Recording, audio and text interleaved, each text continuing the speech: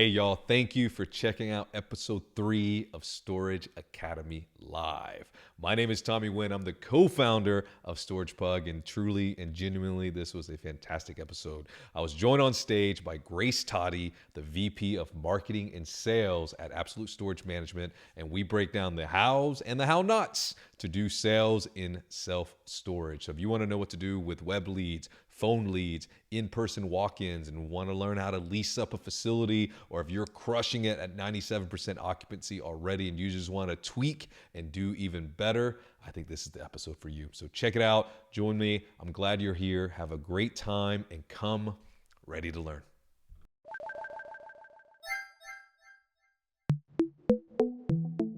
Hey, y'all. Welcome to Storage Academy Live, episode 3. I've got Grace Totty in the house. 14 years almost at Absolute Storage Management, VP of Marketing and Sales. Welcome back to the stage, my friend. Glad to have you here. Thank you. I'm super excited to be back and love this platform. Love what you guys are doing over at the Pugs, and just happy to be a resource for you whenever I can. Well, we appreciate it, man. And y'all, welcome to Storage Academy. If those listening live, we're excited to have you here. And if you're listening on the Storage Academy Live podcast, hello in the future, or hello from the past. That is Well, accurate. yes. Well, y'all, my name is Tommy Nguyen. I'm the co-host of Storage Academy Live, and honestly, I'm excited about this conversation. The whole marketing, the whole sales thing is like that's kind of what I get excited about. Because at the end of the day, it's about connecting people, right? It's connecting people to each other, connecting people to products, connecting people to their solution if they have a problem that they're dealing with. That's why you're doing it too, right? For 14 years. Yeah, I satisfy a need. Like our product satisfies a need. We're able to really help people when they need it and provide a service that helps them in usually a transition period in life. So I love it. There's definitely a philanthropic side to storage Mm. that I just have to hold on to. And I love Absolute as a company just because you'll talk about it, Tommy, but we've gone through some growth, and so it's been really exciting to see and be a part of the company's growth along the way. So I got a great little situation, good industry, and good people to work with and for. Yeah, I mean, you kind of grew up in self storage as an adult too, right? I mean, you went straight from slinging ice cream I did, I did. into storage. Yeah, I was telling Darby earlier, I did have a life outside of storage, but yes, Tommy, you're right. I started in high school, had a great job, was the shift manager at TCBY, which is still my Crazy. Achilles heel. And then after that, I actually did work for a teacher resource center, so a teacher supply center, and Okay. learned a lot about customer service because let me tell you, those teachers who need their products for their students, there is nothing more intimidating than that. Maybe a mama bear, but that would be the only thing more intimidating. But yes, to your point, I started with Absolute as an intern, and I think that was 2012, That's and crazy. just kind of grew up in the company, and really, really show a lot of appreciation to the three partners Yeah. who allowed me to grow up and get stuff wrong, and then figure out how to do it a little bit more right. And I have really grown to love the industry and the company. I can only imagine that appreciation is a two-way street, right? You've been there and crushing it for almost 14 years, doubling the portfolio size, 150 locations in like 15, 16 states, which is Mhm. absolutely incredible. And when we, Darby and I and Garrett was in this conversation, when we were planning this conversation, this meeting today, we're like, well, who do we need to bring on to talk about sales and marketing, and how do we help the folks who show up to Storage Academy Live? And the typical operators that we work with are the ones who I think want to do their business the best. Right. If they're going to do something, they're going to want to be the best at it. And that's why they show up here on the live episodes. That's why they show up on the podcast. So, all y'all in the audience, much love to you. We appreciate you. So, we're going to jump in. So, tell me, we as self storage operators, right? We have to know really two things really well. We got to know our product and we have to know our customers, right? So like in Mhm. your 14 years of experience, how do you go about determining like what makes you special? What helps you stand out, right? Whether you as the manager, you as the facility, you as your individual self, how do you go about determining what makes you, what's your special sauce, right? How do you know Yeah. your product? I think that is really key, especially framing this conversation around sales is you have to know what makes you different, your differentiator. You have to know how you stack up against your competitors because even if you're not the newest, the brightest, the like cheapest in the market, because price can be a total component of a lead actually renting with you, you need to know where you stack up because at the end of the day, I firmly believe that folks rent with who they are comfortable storing their Mm, stuff at. So, comfort can come in a lot of different ways, but I think confidence is one of those. So, know how you stack up. So, know what your competition is, know your product versus their product, meaning climate versus non-climate, interior, exterior. What's the building made of, and what ooh, that's are the good. benefits of that? So shop those competitors. Listen to your tenants too, because a lot of times your current tenants will tell you why they're choosing you, whether they've been a current tenant of yours for months or even years, or if they just rented with you, ask them. I'm just curious, what made you so confident in picking me today? So asking your tenants will tell you some great information as well.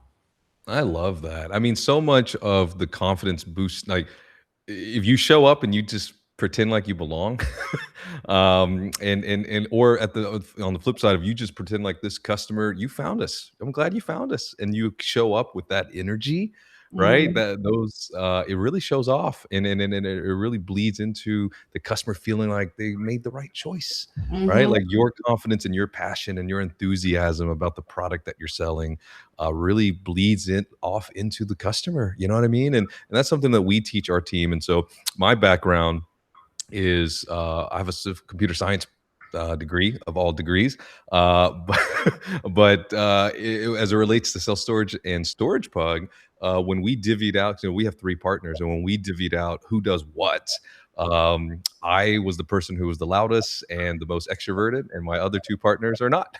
So it just made sense for me to kind of oversee our sales, business development, marketing, and really anything that's like customer facing, right? Yeah. And so much of our journey has been like, yeah, it's really important to know what your competitors are up to. Don't get me wrong, but really lean into your strengths. What is it that makes you so special, right? Like, so what? They're all doors, but like your doors are cool. Your doors are painted. Your doors don't have creaky sounds. Your doors work every Mhm. time, right? Like Yeah. these are things that really help managers go show up and do a really good job.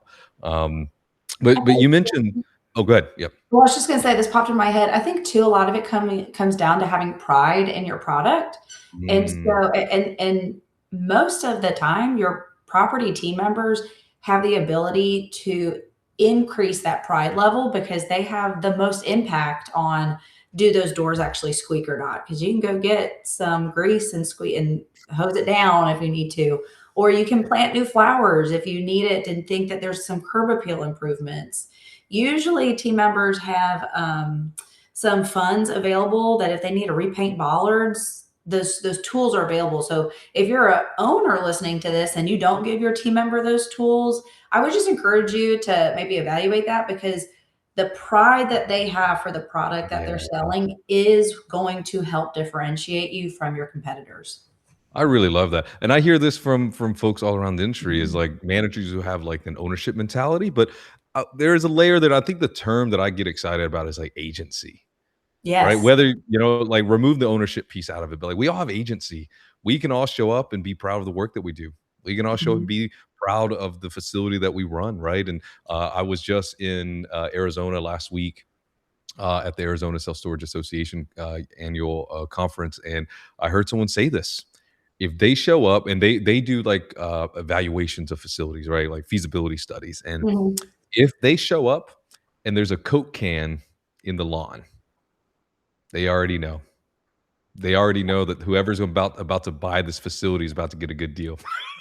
That's so Uh, be true. because if there's a Coke can in the lawn, there's probably other things that you can't see, that's hidden, and then sometimes it's, like, physical things that are hidden, but also, like, hidden in the books, Yeah. hidden in the your lack of ability to collect rent and Yeah, all just those things. opportunities, lots of opportunities. Yeah.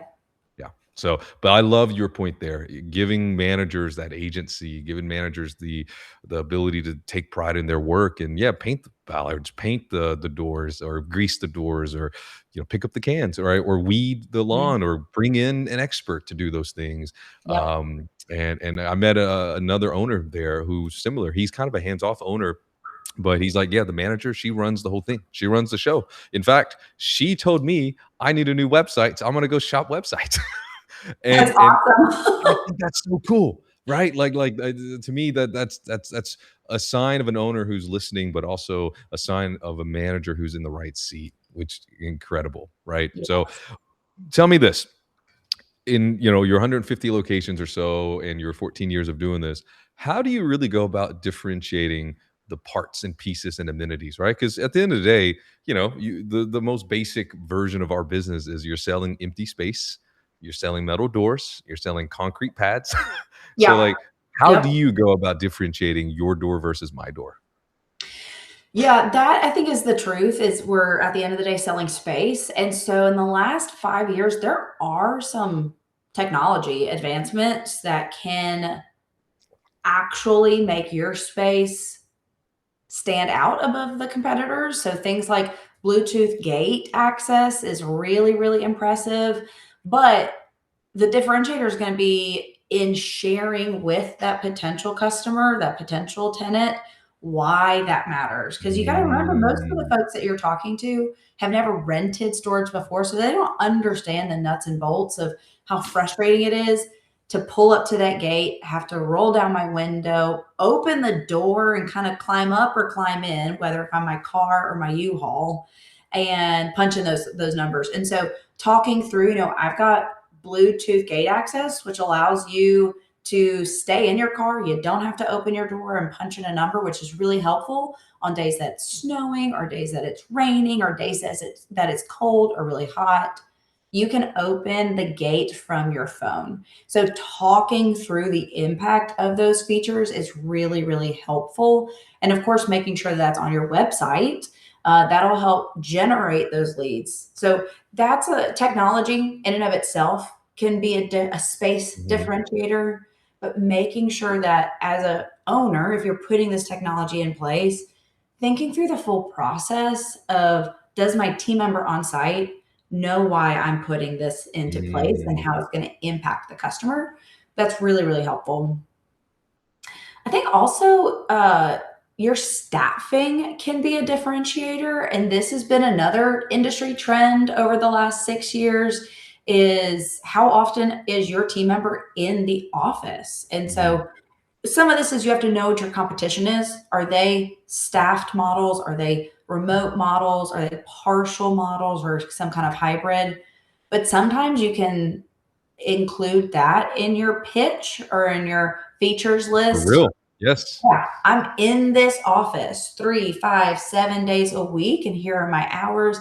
But again, this is why it matters. Because if you've never rented storage, you don't really understand why it matters that somebody's in the office at the site. It's because I'm going to clean up trash every single week. I walk the perimeters for security check. I am here to make sure that your stuff is secure.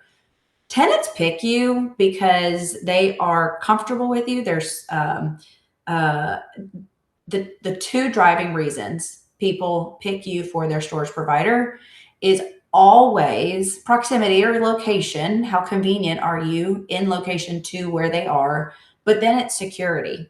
And so, in all things, how does it come back to security? So, in all of your nuts and bolts and features and benefits, if you can talk about how that leads back to security, you're going to do a better job of positioning your property to be their solution. I love that. Location and security. That's it. You know, it Mhm. really boils down to that. It's 97% of the reasons people rent. I talked to one of the best developers in Texas, actually. This was probably 2022, 2023, thereabouts. And he said that, yeah, he knows if his facility is going to succeed, 85% of the secret sauce is where he picks. Yeah. And the remaining 15% is his manager's ability to sell what makes them special. And Mhm. that's it. And so he hires the best people and trains them and pays them really well. But he already feels confident because he knows where that location is, its proximity to where people live. Right now, one comment I'll make is, for those facilities and for the operators in the room who haven't upgraded to the technologies or the Bluetooth and all those kinds of things. Right, Yeah. those are fancy and those are flashy and those are easy candy to talk about and show off. But like your customers, I love what Grace said. Your customers may not have rented ever. So they may not know that every facility has a customized gate code. Right? Mhm. Like, that alone is an amenity that is a cool thing to potentially talk about, but it's not just talking about the amenity, it's the combining it with the benefit that that amenity brings, right? You got the feature and you have why is it important, right? You got the what and you have the why, right? The Yeah. benefit of having a customized gate code is no one can use it besides you, and so we know who's on site all times. Um, and so, like, that gives you that customer that sense of security, right? Another feature that our operators talk about all the time as a really cool amenity that really bleeds into a benefit is drive up units, right? Mhm. Like, especially if you're in a market where everyone's got 3, 4, 5-story buildings, those drive up units are like they're key. They become Um, way more attractive. they Mhm. really do, right? No one wants to ride in an elevator with a mattress, no matter how big the elevator is. When you got a king size mattress, you don't want to do that, right? And Yeah. so you talk about the benefit. It speeds up your move-in process. So if you're paying a mover on an hourly basis, hello thumb. If you're doing an hourly, you're gonna save money on that. At minimum, you're gonna save on frustration. And increase your convenience, right? So you can imagine those conversations happening, right? So things that are typically basic to us because we're in the industry, gate codes and drive up units, those kinds of things are actually really beneficial to customers and they're really important to talk about. And like you said, not only talk about it, you got to make sure you include that in all your marketing, your website, your collateral, all of those cool things. Well, and also, Tommy, if you've got a team member in a facility that is really up to date on their maintenance and they've got a structured maintenance schedule, you can feed that into the conversation. If you've got somebody that you are doing your sales process and that includes walking them out to see a unit, you can talk through, our gutters get cleaned every 3 months because we want to make sure that we're doing our due diligence to keep your products safe, your items safe and dry in that case. Or we have our gate service every 6 months to proactively make sure that when you come to access your facility or your items in my facility, that gate's going to work. And so, even talking through some of those less tangible yet equally important components of operating a facility can be helpful to make you stand out. So, again, that just comes back to educating your staff or staff, you understanding how all of those tasks that you are asked to do, from coordinating the gutters being cleaned out to organizing the maintenance team that comes and services your gate or your AC units, all of that comes back to how can we make sure that our facility, the best product for tenants to pick, for leads to pick. Incredible. Incredible. Everything communicates. You're It either does. communicating that you're awesome or you're communicating that you're a loser. And you get to choose. I mean, we all have a lot of agency in whether we're not a loser or a loser. Yeah. For the most part, we have a lot of choices there. So I really love that, man. So we mentioned knowing the customer is a big part of this, right? So you have to know your product, you have to train your staff, you yourself have to understand the importance if you're the owner or the operator. Talk me through, like, what's your process? What do you like? How do you teach people on, like, how do you know your customer? What are their needs and wants? Right? Like you mentioned leads and then like what they care about, and you mentioned location and security are important, but like what's going through a shopper's mind when they're deciding where do I want to store my things? Yeah, so there's definitely some controllable and uncontrollable. So location really is an uncontrollable item. However, you can make sure that you are discovered in their path. So usually what happens is folks don't notice storage until they need storage. But once they need storage, they're going to start seeing it all over the place. So making sure that your curb appeal is Mm, up to snuff. And again, fresh flowers go a long way, making sure that signage is not faded by the sun. If something happens to your monument sign, making sure that it's replaced quickly, using temporary banners when needed, all of that, again, it conveys a level of um, accountability and a level of security that we pay attention to our property. We know what it looks like, and we are going to treat you with just that same level of dedication and detail. So that really helps. But ultimately, answer your question, I'm going to choose you because I found you. So whether that's the on site, I drive by and see you, or being discovered online and you look attractive online. So having your listings updated and correct, having them claimed, having them filled out, making sure that your website is built well to be mhm, discovered, all of those technical things as a property manager, those are less controllable, but you can control how easy you make it for them. mm, So I want answers to my questions. If I am a potential tenant, I want answers to my questions. So am I able to find those answers either digitally because I'm looking online or because you've picked up the phone and you are knowledgeable enough to give me the answers at that point in time? If I ask you a really hard question, I totally understand the need for you to say, I'm so sorry, I don't know, or that's a really good question. Let me clarify before I give you an answer. But if I'm just asking you, what's the difference in climate and non climate, or what size unit do I need for my 3 bedroom townhouse? You should be able to answer those questions. And so speed is definitely part of what your customers are looking for. So ease of information gathering. No, I love that. And for the folks in the room who haven't had the opportunity to show up to an industry event, whether that's your local state association, I mentioned Mhm. Arizona, where I was last week, right? And Sheila, shout out! I want to shout out Sheila real quick. She's the manager of the year for Arizona 2026. Congratulations. That's So, awesome. um, chef's kiss to you, Miss Sheila, and the crew over at Armor. Very proud of her. But if you haven't had an opportunity to show up to these industry events, whether they're your state, your local, or a big national event like the Inside Self Storage Expo or the National SSA spring and fall conferences, these are opportunities to learn about the industry so you can answer those questions. Mhm. And I might be preaching to the choir because y'all are showing up to this particular industry event, Storage Academy Live. So we do appreciate y'all for showing up and learning and wanting to be the best, right? But something you said earlier, Grace, that I want to go back to that I really love. Simply talk to your customers. You know what I Mm. mean? Like pick up the phone or and in fact, you probably don't even have to pick up the phone. They're gonna call you or they're gonna stop by, right? And I think some really simple questions that we want to encourage operators to ask their customers more frequently is like really 2 or 3 questions that I think if you're not asking, you should. Number one is like, hey, what's your experience been like storing with us? Like, start Mhm. there, open ended. Like, what's it been like? Right. And then the second question to follow up is like, hey, all those years ago, hopefully you have long, long, long staying customer. I Yeah. saw the stat recently, the current average length of stay in the US is like 19 months, Yeah. which is a long time, right? That's So odd. Yeah. Mhm. that's up, right? When I started, I mean, honestly, when I you and I both kind of grown up in the industry, but when I started, the stat was 10 months, and I'd imagine it was even shorter probably in 2012.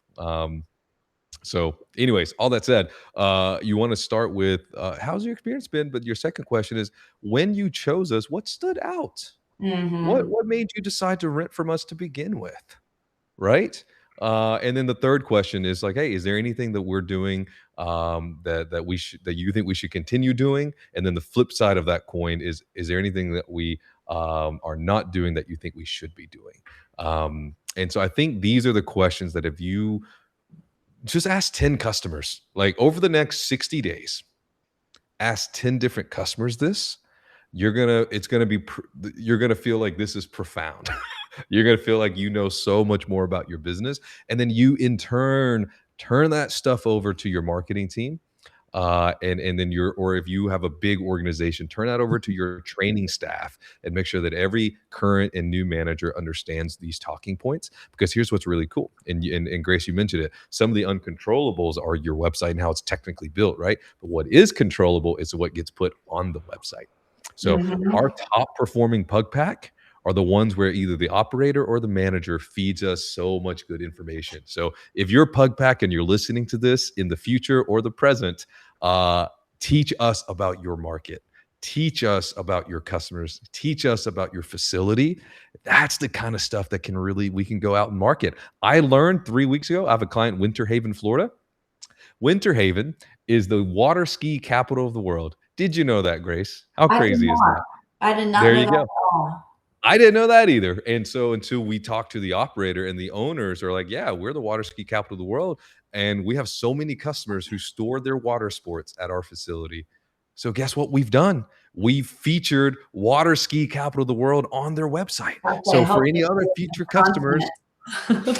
there you go, right? So anyway, so that's the kind of stuff that can you can take the uncontrollable and then control it.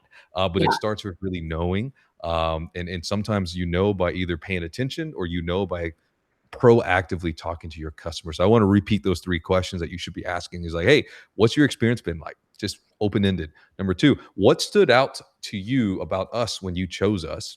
And then question number three is what are we doing that we should keep doing, or what are we not doing that we should start doing? And if you ask 10 customers that over the next 60 days, your business is going to be better for it. So um, incredible.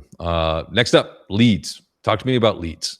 And tell me everything you know about leads. I'm going to leave this open ended because I know you obsess about this. I know in many conversations you and I have talked, formally and informally, like you obsess about leads.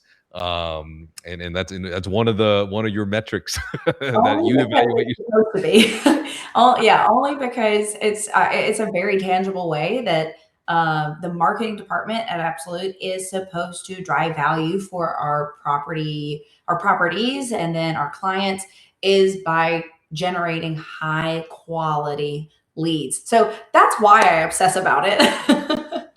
But you're right, I do like to talk about them because sometimes volume of leads does not always equate to quality of leads. And so making sure you are tracking the move in rate of those leads is really, really important because that tells you a better indicator of quality. It can also tell you, Mm. so if you've got a lower move in rate, meaning those leads that you're getting are not moving in to be a rental. If you are if you're not able to convert 20% of your leads into rentals, something's probably broken in either your tracking system, your follow-up system, or your sales pitch itself. So Ooh. I would definitely say 20% is a flag to research.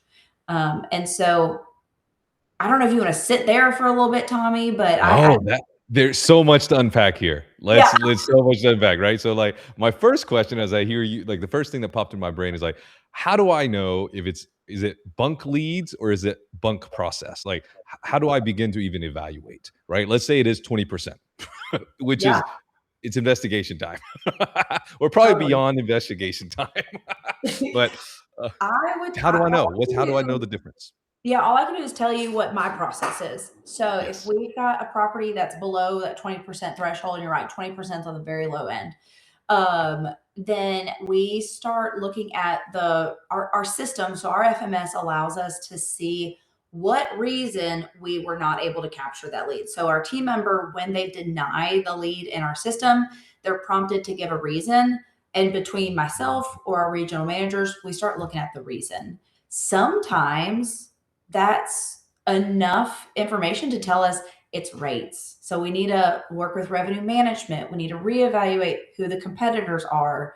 Maybe we need to be more aggressive with discount options because if we're losing leads because of rates, it might be that truly the tools that we have in place are not sharp enough. So let's sharpen those tools. If we see a lot of selected other facilities, so bought somewhere else or stored somewhere else, that's probably more of either a sales process issue or a sales skill issue. And so we'll dig into that. We do both automated messages and manual messages. And so we just look to see, are those automated processes happening as they're expected? Technology is great, but technology is set up by humans. And so let's make sure it's working correctly. You mean there's bugs in software? And There are bugs, and there are sometimes you forget to press that checkbox and it just messes up the whole system. So we start digging into, like, are the tools working the way that they're supposed to work? Are those texts going out? Are those emails going out? And then we always share this information with the property team member and do some one-on-one role plays. Role playing is so incredibly weird and uncomfortable, but it is so effective. And we usually just give one or two new phrases to try. And so if we can see that the team is logging their calls as expected, they are following that manual protocol correctly, then we look at the last pieces. Okay, then let's talk about what you're saying when you are talking to a lead to see if that's the gap. that's cool. So basically, you're tracking what's happening with this lead, like end to Mm, end. Whether if they chose us, great. We're going to learn about them later, right? You're asking those other questions that we talked about earlier. But if they mhm. didn't choose us, then we're logging why they didn't choose us, and then you're now evaluating. It sounds like three things. Is it my revenue management team? Like, do are our rates just way above market? Is it a discount concession thing, right? Are there more attractive features? And then the third thing is, yeah, is this potentially a sales skill or a sales process situation? Yep. And I really love that. And I Usually, love I was just that. saying, usually by the time it becomes a lead, the gap is going to be the technology is not working correctly. So there's a bug we got to fix. It's a timing on the manual connection. So we're not connecting with that person, whether it's usually a human connection that's going to make the difference. Mm, The automation connection just shows it gives us as a company some credibility. We have these systems in place. We're an yep. elevated a customer that you can work with. But usually the actual conversion is going to come from the conversation.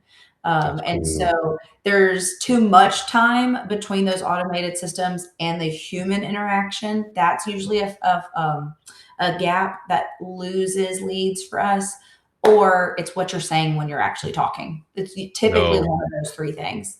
I love that. I mean, the speed to close is a real it's a real factor, It right? And is. especially if you're in a high vol or high competitive area, you know what I Yeah. mean? Like there's likelihood that that person found their 10 by 20 that they needed. If you are waiting days, right? Hopefully you're not waiting days, but truly hopefully you're not waiting hours also. Yep. Right? Have you found a sweet spot? Like, I've seen many people throw around numbers, but I want to hear like from someone who runs 150 facilities. Is there a sweet spot timeline from lead enters your system? How soon am I touching that person? So that's why we do the automated stuff to really, really close that gap because the Yeah. data says you need to touch base with that customer within 3 minutes of them hitting reserve. That's really Wow. impossible when our team members are also making collection calls, when those team members are also moving folks in and out and cleaning units and handling just the needs of the property. Doing a walkthrough takes you out of the Mhm. office for 2 hours. Yeah, And so doing a tour for another tenant that's right there in front of you. That takes yeah, time. Yep. yep, absolutely. And so that's why we do the automation is just to augment how fast we can That's contact. cool. Yep. I see in the chat, the question about online rentals. Absolutely, we offer online rentals, trying to capture that rental. But if there's questions about the rental process, that's why they usually go into the reservation. Yes. And so, trying to contact them quickly. Tommy, our guidelines for our team members or you have to contact a new lead within 4 hours or by the end of the day. That's There a we go. human contact. I think That's that, that's what I wanted to hear. yeah, 4 hours or end of the day, whichever is sooner. Sparefoot's also in the comment section here. Sparefoot does a great job. They have an outbound system that will try to outbound dial the property. And That's then cool. if the property answers, they'll connect you to that tenant that just made the reservation. And so it connects you very, very quickly. And so lots of neat tools that help reduce that gap of time. I really love that. So basically, 3-minute touch that's automated. So you can, that's an augmentation system that's going to help your manager or help yourself, right? And so hopefully your property management software or facility management software has those tools built into it. And then I love the 4-hour rule, like, because I think that's a manageable follow up cadence. You know what I mean? I think that's a rhythm that is not over ambitious, that it can actually be done. Yeah, yeah. And I'd imagine the average manager is not doing it waiting 4 hours. But I love that is the SLA, the service level agreement that y'all have internally. That feels really nice. Yeah. If you have, some of that 4 hours is just due to limitations of vendors with us. If your system, whether it's the FMS or you've got a phone system that can reduce that, I think an hour is both realistic and can help you convert more. I'm telling you, I think Sparefoot, who handles thousands of facilities, Oh tens of yeah. thousands of facilities across the United States, their data says that 15 minutes is the goal. So if you can contact that reservation within 15 minutes, you're like 80% likely that they'll select you. After that 15-minute window, it drops down significantly. So you're like 50% likely, 25% likely, 10% likely. So the faster, really, the better. Yeah, that's the crunchy stuff why I'm here at Storage Academy Live, man. So 15 minutes is 80%, and then it drops very quickly from there. So Mhm. if you're a manager in this room and you just got a lead, you can pause and come back later. Go follow up on that Definitely. lead. For real. No, for real. But I wanna make a comment about lead origination or attribution, right? Yeah, Because yeah, StoragePug, we're a web platform, but like we know people still like to call. What you know what I mean? And now, of course, I think the trends are very much online driven today, right? Discovery is most likely happening online. Like yes. virtually 100% of discovery is online, meaning they see your website or see your Google business profile in their shopper's journey almost 100% of the time, even if they see your facility driving by, right? Yeah. They're going to Google you, they're going to make sure you're legit, you're real, they're going to do all of those things, right? But still, about 50% of consumers are still renting not from the website and or through an online medium, right? So Correct. this Yeah. includes people who walk in, this includes people who make the phone call. Talk me through that, right? What are best practices for handling phone calls? I mean, of course, we've talked about leads entered into the system already. This is a separate class of people who call, and now you actually have them on the phone. uh, what's the recommendation for it? You got me on the hook now. How do you not let me disappear? How do you not lose me to someone else? Yes, that is if I had a magic wand that would generate 100% move-in rate of those calls that we get into a rental, that would be some secret sauce, Tommy. I don't have the solution to how I get 100% of those sales calls, but again, I'll just share with you what we do at Absolute. We actually use a sales center, so we have an internal team that is always at their phone. And so our goal is to actually answer 90% of our sales calls when they're coming at that point in time. And it echoes the speed reason for the reservations. Same is true if I am actually taking time out of my day to call you, I want you to answer because I'm on my lunch break or I'm driving home from work and I want to be present when I get home. And so I'm trying to get this done now. And so we really try to make it so that when you call us the first time, we're answering. And then that same team are trained to kind of navigate that sales process and sales conversation. So they Yep. start with getting your name and they are using it in the conversation. That echoes back to security. If I care enough to know what your name is, You are a human to me. You're not just a rental. So I think that's a big part. But then also making sure that you're using assumptive language, which really works in the storage industry, because the truth is, if somebody's calling you, they need storage. They're just trying to figure out which provider they're going to use. And so the key is to provide guidance in the conversation. So I am the expert. I'm going to ask you the questions. You need to answer my questions and I'll guide you to the right size. So I heard you mention furniture is something you'll be storing. So I do recommend climate controlled. Tell me how many Mhm. bedrooms you're storing, and then that can guide the size. So already I'm filtering it down for you.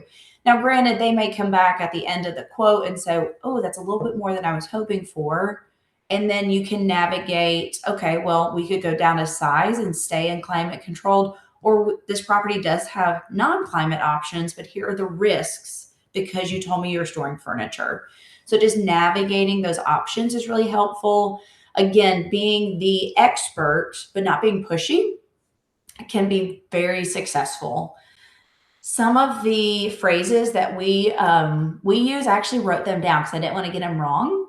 So things like, again, that assumptive language. I love this so much. I'll lock in that unit and price right now so that nobody else grabs it. What's the best credit card to use? So I'm not asking them, are you ready to rent? I'm not asking them, when do you want to get rent? I'm basically saying, we can get this done right now in 5 minutes.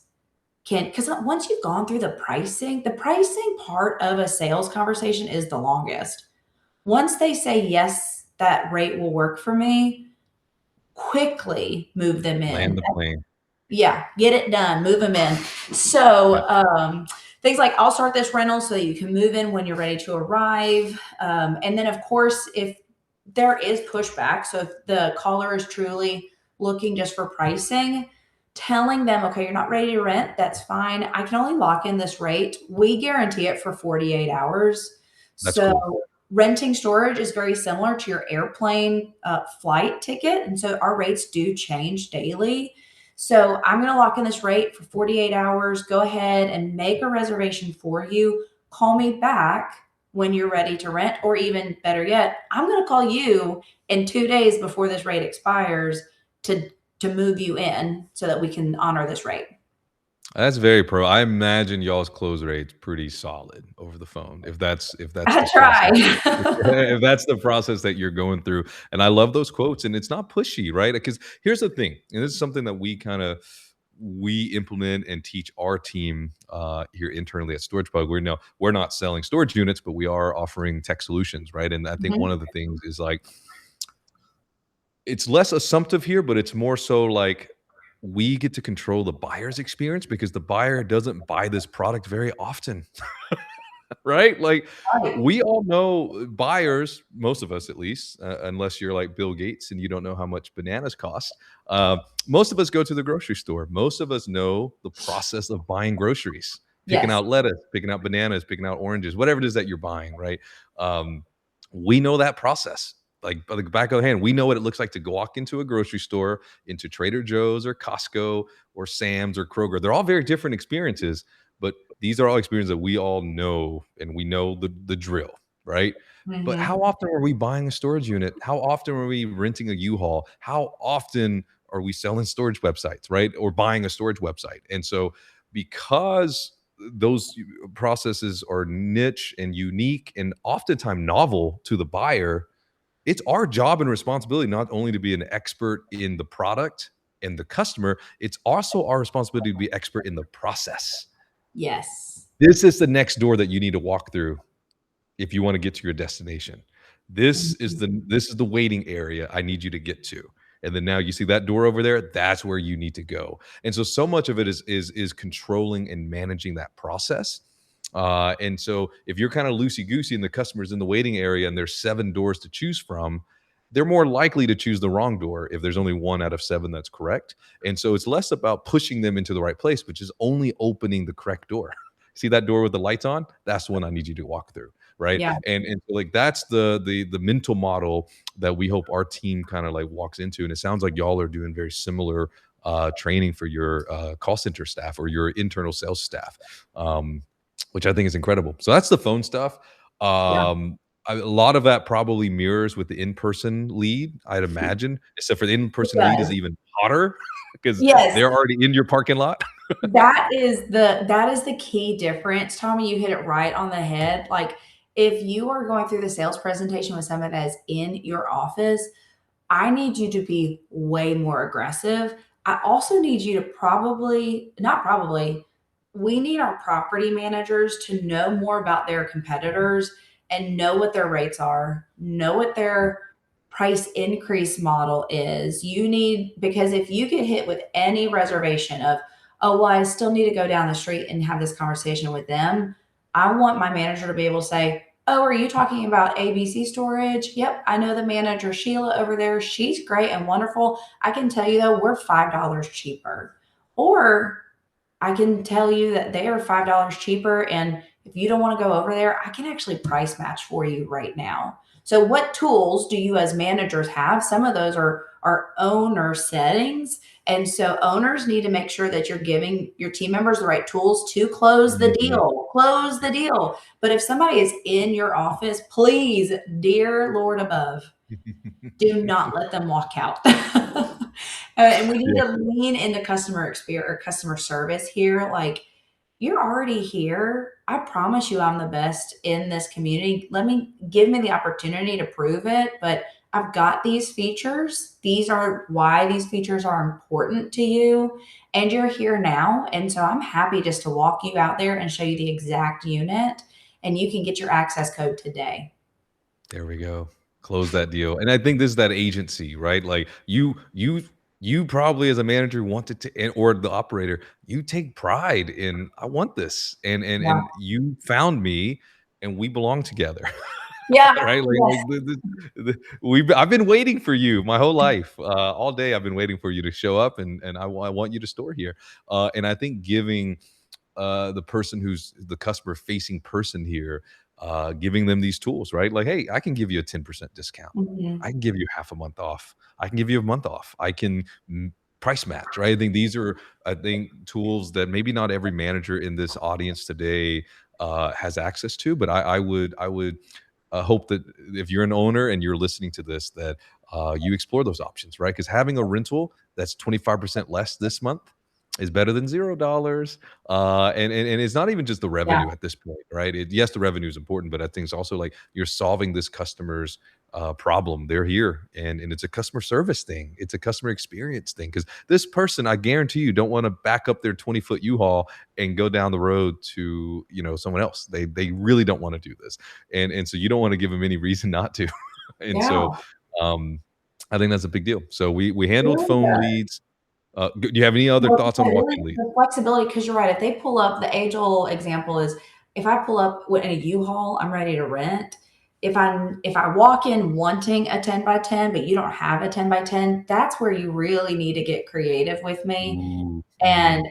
this is where you need to think about what's best for the business. So if I don't Yes. have a 10 by 10, but I've got 6 10 by 15s, I would say it's in the best business um, efforts to rent that 10 by 15 at what your 10 by 10 rates would have been, or maybe what your Ooh, competitors' 10 by 10 is. If I'm about to walk away because I want a 10 by 10, I really want to encourage you to make sure that you are being flexible with me because, to your point, Tommy, a, renting a 10 by 15, who you're going to raise my rent, and whatever your cadence is, whether your cadence is every 6 months, 9 months, 3 years, you will reap more from me in the future. But yeah, rent the unit is what at least that's the stance that Absolute's taking right now, especially for our lease up properties. We're really trying to mhm. grow occupancy. And so if the focus is occupancy, sometimes you got to get creative.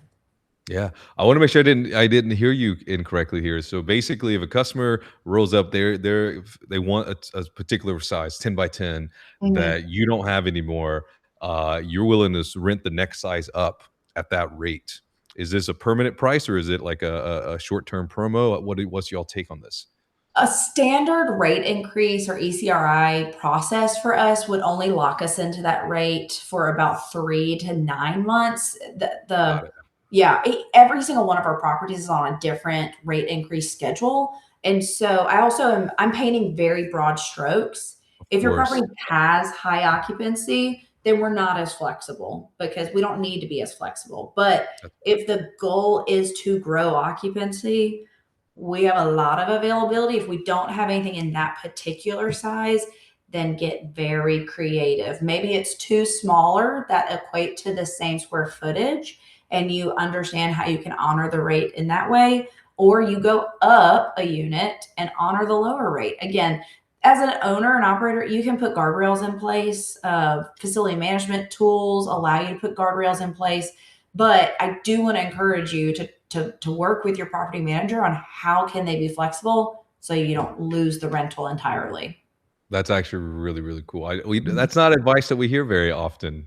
So thanks for sharing that with this Worth crowd. I the mean, price of admission right there. that's it. No, it really. I mean, I've personally have not heard of that strategy, and I've been doing this for a long time, and so I think that's really brilliant because and I think it mirrors kind of our energy or like our what we want to teach people is like a rented unit is better than a non-rented unit. You know what I mean? Like 50% economic occupancy is better than 0% economic occupancy for that unit. Mhm. So you know what I mean? And that's when the nuance is important here, right? That's if you're in highly competitive, you're in lease up Yes. mode, you've got tons of inventory. The play looks a lot different. The game looks a lot different when you're 97% occupied for a certain size or even at your whole facility, right? We have a dear client here in Knoxville. They're always high occupancy. They crush it. They don't That's have to great. do promos. They don't have to do a lot of, concessions of flexibility because they show up a lot of strength and a lot of like they come up with a point of confidence like yeah you really want to store with us. I promise you we're going to take good care of you, and our reputation backs that up, That's and so awesome. but they're at a place where they can do that economically, right? From a revenue perspective, their nut is covered, and I think that looks a lot different than someone Mhm. who's got 22% occupancy trying to get to 50. So really solid sound advice there. And so the last lead arena is the web. I've got a couple comments to make here. I think a lot of the things that you talked about with phone and in person applies on the web too, right? Knowing your product, knowing your customer. Um, some of the things that we see often is operators tend to either complicate the rental process Mhm. and it's from a good place in effort to reduce work later, right? True. Uh, Yeah, pretty accurate.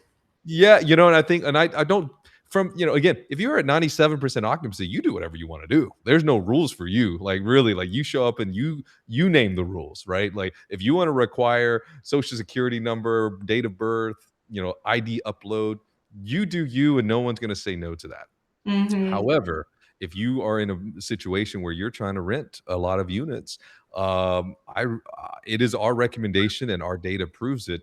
The less you require of the tenant from the front end, the better.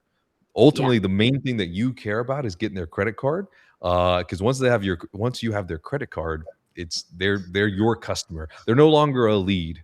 They are your customer, right? And so anything to reduce that hurdle, and things that we see, and again, don't take this as gospel because I do think there's other nuances that I'm not going to get into. But like, for example, one thing we see very frequently is operators requiring insurance or protection plans during the checkout process.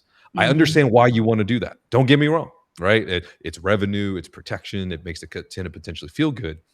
But if you have a great manager in office, let that be a secondary offering that happens when the manager talks to the customer.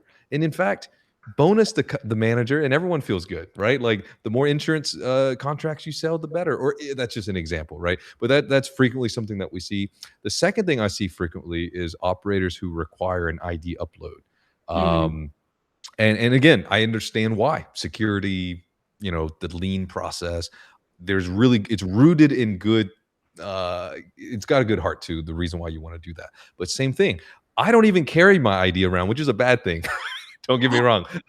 I know, I know. Well, it's because I often leave my wallet on my desk, and I get in my car and I drive, and I'm like, "Where's my wallet?" So That that's a seems me like a problem. bigger problem, Tommy. That's a me problem. But if I'm trying to check out or do something at work, for example, if Yeah. I'm at my office, I'm not going to have my wallet probably. On 4 out of 5 days, I won't have my wallet. So I can't complete this checkout, right? So Yeah. those are the two things that I see frequently that operators do that again are rooted in good heart. That potentially reduces their lead flow. And I'll say the third thing that we see, and this is a conversation that we're having right now with a really great client. And actually, I believe I see your name. I won't call you out, my guy, but you're in this audience, and I love you. But not only lead outcome tracking, which Grace talked about earlier, like what happens to a lead? Did they move in, or did they not? If they didn't, what happened? But lead origination or lead attribution tracking is a Mhm. huge deal. We need to know as operators where our leads are coming from. I need to know if they found me on the yellow pages, even if that's rare. I need to know, right? I need to know if they found Odd me on example the to lead with. I know, right? I need to know if But they yes, found me on the park bench yes, or the ballpark advertising that I do because I support the local ball team, right?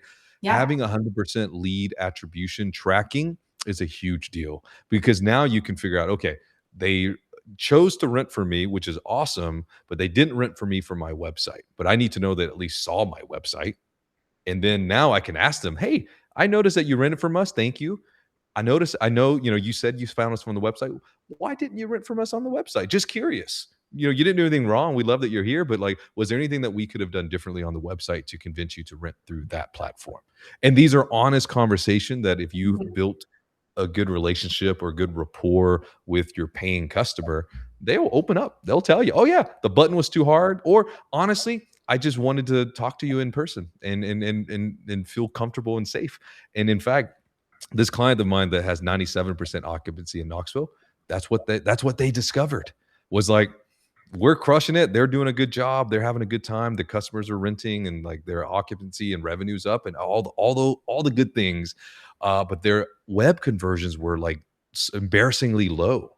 Like less than mhm, 5% of their customers were renting online, which is a really low number because our platform, I think, is between 30 and 40%. And so, but they weren't concerned until they were never concerned, but but they wanted to know what was going on. So yeah, we had a conversation, and they had a conversation with their tenants, and all it was their tenants just wanted to go talk to the manager. They felt like this was it's not that it was they didn't know how to do it or it was hard. It's just they wanted that reassurance. So yeah, as long as they're getting rentals, then they feel good, right? So those are the three common things that we see. So I said a lot of words there, but number one is requiring too much, and that includes things like insurance, requiring things like driver's ID upload, and then lastly, they're not tracking lead attribution all the way through. Um, so you never really know. You're kind of just guessing at where customers are coming from. So yeah. that's what we see. Grace, I mean, you've been doing this for a long time. You've gone through lots of different website updates and website functionality, and you're always tweaking, which is the other thing I love about you. You're always doing different things. What are you seeing when it comes to web leads?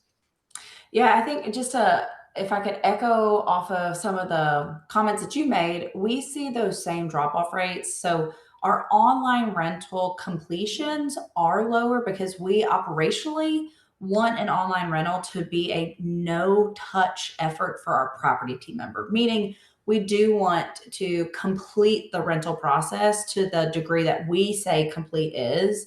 And so we see a lower completion rate because of that. Our online rental completions are closer to it's more like 20% of our total rentals come Okay. from online. Now the completion rate is higher than that. So from starts to finish is higher, but as a percentage of how many of our rentals come from the website, it's closer to 20%. So we operationally want to ask for the driver's license to overcome your insurance component because we totally had that and we had to come over that or combat that. Overcome or Thank you. That's it. We had to overcome that for a long time, especially when insurance was not as universally required. Mm, We offered the first month, I'm going to call it free, technically What we were doing was taking the price of the insurance off of your rental rate, your first month's rental rate. I So that's one see. way we were able to still pay the insurance premium so that there was coverage for that unit in case there was an incident, but we could advertise it as free insurance for 1 month, and then it continued unless you bring us in your proof of insurance, your self insurance. So that's Right. still an Sure. option. Cool. That makes So sense. other ways that you can definitely get over that, web rentals or web leads, I would say measuring leads from all platforms is important. So your facility management software should be able to track if your leads are coming from the website, which is great. Ideally, we can even track the micro sources. So if you're doing advertising, you should be able to not just see that that reservation or even that call came from the website, but it originated from a paid ad and then landed Yeah. on your website and then completed the reservation. Same with calls. Ideally, you're tracking because you're using dynamically inserted tracking numbers. Mhm. So you Mhm. can tell what advertising source all of your calls are coming from. That is really, really kind of refined and next level tracking. But also, Sparefoot can automatically fill those reservations into your system. We see some from our chatbot that automatically get put into our FMS or that facility management system.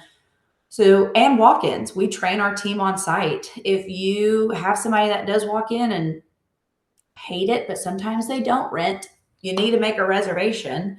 And so, making sure to tag that they just came into your property. To Carol's point earlier, asking them where do they come from can refine it. So, if they didn't just see me because they were driving by, uh, they can tell me, well, actually, I saw you from your Google listing, or I looked at the Facebook page. Most likely, they came from your website or Googled you in some way, shape, or form. But I yeah, love keeping that. track of where your leads are coming from can also tell you where your rentals are coming from. And so you can see who's driving the most volume of leads, but also which source is the highest conversion. So that move-in Yes. metric. So Yes. if Sparefoot is sending me the maybe not the highest volume of leads, but they're the highest move in rate, that's actually telling me that they're actually sending me really highly qualified leads. So I want Mhm. to keep participating on that platform. No, I really love that because I think it's you're evaluating, like, obviously volume, but you're evaluating close rate, but beyond just close rate, you're evaluating, like, revenue, from that Yeah. particular source, and I think that's incredible. So I think for the vast well, maybe not the majority, but for a lot of operators who have a web platform that's connected with their FMS or property management system, web tracking is really pretty high clarity, right? If Mhm. leads are flowing through your website, you probably have a good clarity on where those leads came from, as long as whoever your web person is got it all hooked up correctly, right? Mhm. It's often the phones and the walk-in leads where you have a little bit more lack of clarity, because I think a lot of managers are, and I understand this. Your goal is to close this deal, right? And Yeah. and closing this deal may not involve knowing that you found me through Google, or you found me through the park bench or wherever, right? Or you know what I mean? Like, that might be a cursory comment. So I think my recommendation for the folks in this room is, make sure you just take that time. Like, hey, just how do we get on your radar? And ask that question. And then sometimes if the customer is a little bit wishy-washy, ask a follow-up question. And understanding this pattern will not only help you potentially even close this particular deal faster, but it'll help you for future deals on figuring out where these customers are coming from. And then you can now decide, oh, do I want to spend $400 on this particular advertising channel? You Mhm. know? Does it help to go send muffins and donuts to local, the local real estate agents or the Yeah. local apartment? 'Cause, if you close 2 deals a month from that channel, then yeah, I would say it's worth it. Very. Right? You know what I mean? Talk about a low volume conversion, or low volume channel, that is totally worth it if you're just getting that, right? Yeah. So asking these questions and understanding where customers are coming from make a big deal. So, It doesn't have um to be, super advanced either. I mean, when I absolutely first started tracking lead sources, we had a PDF printout that the property managers would print out every Monday or every first of the month, and it just said you put their reservation name, and it had four Yes. check boxes. Where did they come from? And you just, because you're asking the question, you checked one of those boxes. And I so it love can it. be very basic and still give you really powerful information. There's I, also more refined options. A lot of facility management softwares nowadays are offering coupon codes. That is really changing the metric space for the local marketing that you're talking about. mhm. Before Yep. it was really difficult to measure the return on your local marketing. Sometimes you can use a custom discount. So if I'm talking to that realtor or that apartment complex, I'm going to tell them that their customers get an extra 5%. But if the customer doesn't tell me about the 5%, you lose that Yeah. tracking. Coupon codes have started to close the gap and really help us measure the effect and impact of your local marketing. I love that. For the Mhm. Pug Pack in this room and future Pug Pack, this is a very commonly requested feature. It's very highly dependent, less on your website, funny enough, but way more on your property management software. Way more. Yeah. So call your PMS vendor and say, I want this feature, and as soon as it's available, we'll implement it. So planting that seed for y'all in the room. Mhm. Grace, this has been incredible, man. We love you. I got my question of the week for you. Okay. And then Darby, if there's any good questions that you want to highlight, we can tackle those live on the air as well. And then any questions that we don't tackle, we'll be chatting and answering in the discussion boards in Storage Academy. So, question of the week, Grace: what's your hottest take on sales in self storage? On sales and self storage. So, my hottest take on sales and self storage is that I think as owners, operators, property managers, we celebrate and are really good at customer service. But I believe personally that sometimes that is overshadowing our sales skill. So, being using some of that assumptive language feels pushy, and all I want to do is be helpful. And so Mm, I think that it's a hot take if you can change your mindset around pushing to be their provider and convincing them to rent with you is helping them, because I truly believe if you are listening to this podcast in the future, if you're listening live right now, you are the best solution for that tenant because you care. You're here, you're learning more, and you give pride into serving your customers and the community. And so, if you can bridge that gap and find ways to still highlight your customer service and convince that lead, that potential customer, that they need to become your customer, that's how we push towards 100% move-in rate. Preach, baby. That's awesome. I freaking love that. That's so cool. That's a good take. That's a really good take. Yeah, you are the solution. You've been waiting for this customer your whole life. Yeah, I mean, we do have great products. My box of air is better than their box of air. So rent mine. There we go. I love it, man. Darby, what any Q&A that you want us to answer this live here? And like I said, anything that we don't answer live, whether it's from the Q&A or the comments, we will tackle in Storage Academy discussion boards. So, question: does Grace still find tracking numbers useful and efficient?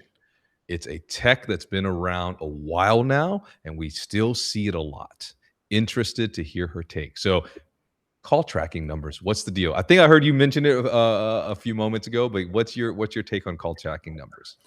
I still love call tracking numbers, and we are trying to use them more and more. Some of that is because our vendors are becoming more sophisticated and digesting the information and the data that call tracking numbers can provide.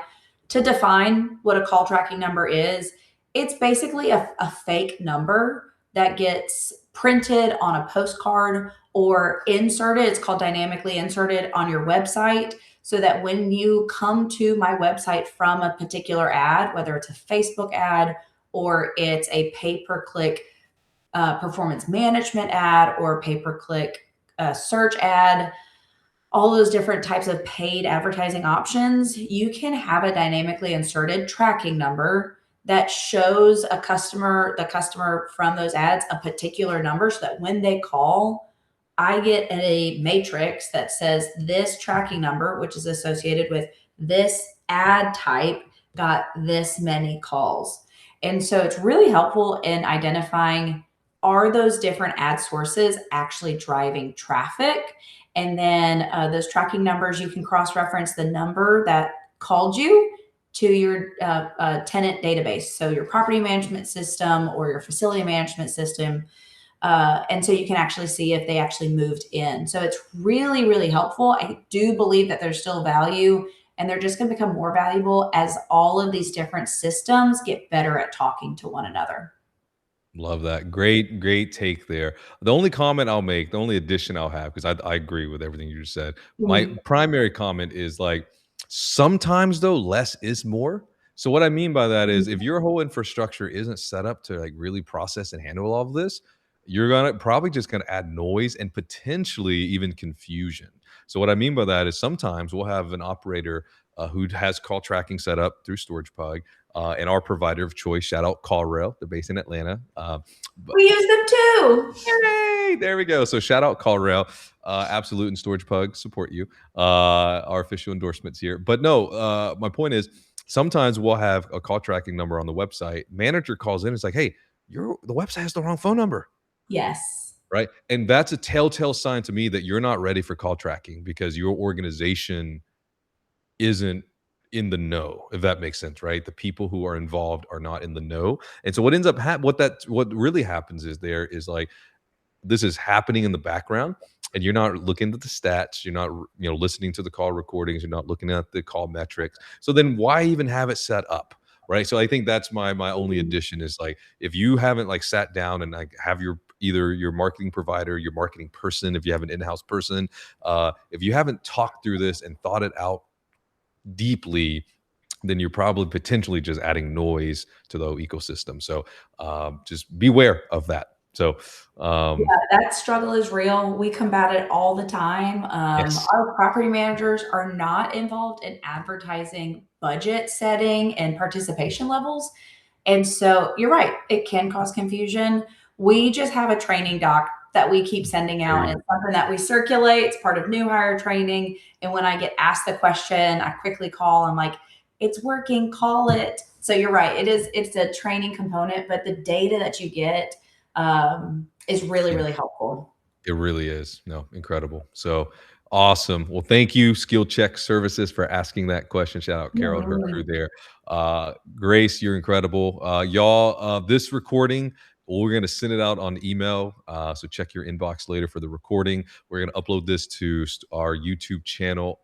And of course, we'll post it in Storage Academy. And then the podcast version of this episode will be released next Thursday. So get them wherever you get your podcast. Just search for Storage Academy Live and you'll see it. And of course, our next session will be available live on May 21st. And it's how to run your storage business. And I've got the one and only Mark Poole, who is the newly minted ops guy at Just Storage. Super stoked to have Mark join us from Orlando. But Grace, thanks again for gracing the stage of Storage Academy Live. Our third episode's a wrap. Thank you, my friend. Always love this time together, Tommy. Thanks.